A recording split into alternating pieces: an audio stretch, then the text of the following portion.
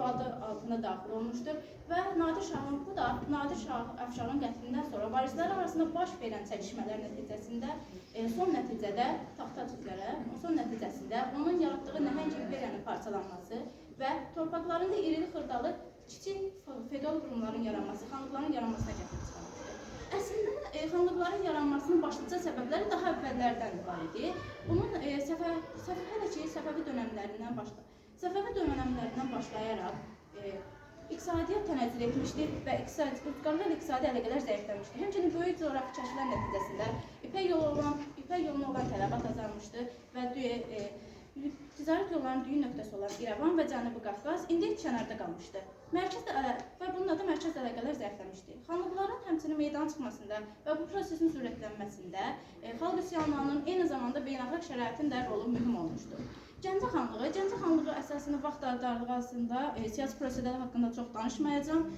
Onun qısa keçəcəm. Bu dövrdə Azərbaycan şimalında yaranmışdı Gəncə xanlığı, müstəqil qurumlardan biri idi. Onun əsasını Qacar nəslindən olan yerli nümayəndəsi olan Şahverdi xan Ziyadoğlu qoymuşdu. Şahverdi xan əsasən Qacarlar, Oğuz tayfa Azərbaycanın çox əvvəllərindən, hələ Monqol hücumlarından əvvəl Azərbaycanda olmuş və siyasi proseslərdə çox mühüm fəal iştirak etmişdilər. Gəncə xanlığı həmçinin də o ətrafında olan qonşu xalqlarla tez-tez daim manevr edirdi və bunun nəticəsində də bu daim mənəvr etməyə çalışırdı. Bundan bildiyimiz kimi 18-ci əsrin sonları, 19-cu əsrin əvvəllərində Rusiya Azərbaycan torpaqlarını işğal etməyə başlayır.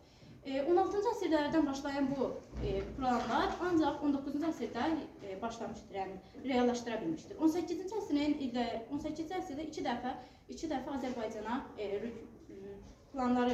Azərbaycana o cümləndə Azərbaycan torpaqlarına müdaxilə etmişdir. Ancaq burada bir sıra torpaqlar tutmasına baxmayaraq möhkəmlənə bilməmişdir.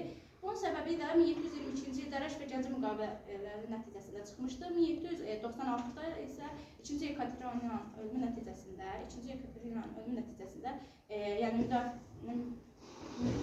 burada torpaqlar altından çıxmışdır. Bundan sonra 18-ci əsrin sonlarında, 19-cu əsrin əvvəllərində başlayaraq beynəlxalq şərait, həmçinin Qafqazda olan vəziyyət Rusiya imperiyasının məqsədlərini reallaşdırmasına kömək edir. Beynəlxalq şəraitində nə nəzərdə tuturam? Bu deməkdir ki, Osmanlı 1791-ci ildə Rusiya ilə müharibə edir və müharibədə məğlub olduğuna görə zəifləyir. Həmçinin Qacarlar da bu dövrdə zəifdir. Avropalıların da başı öz aralarındakı müharibəyə qarışıb. Qafqazda vəziyyət idi budur ki, xanlıqlar parçalanmışdı. Bu da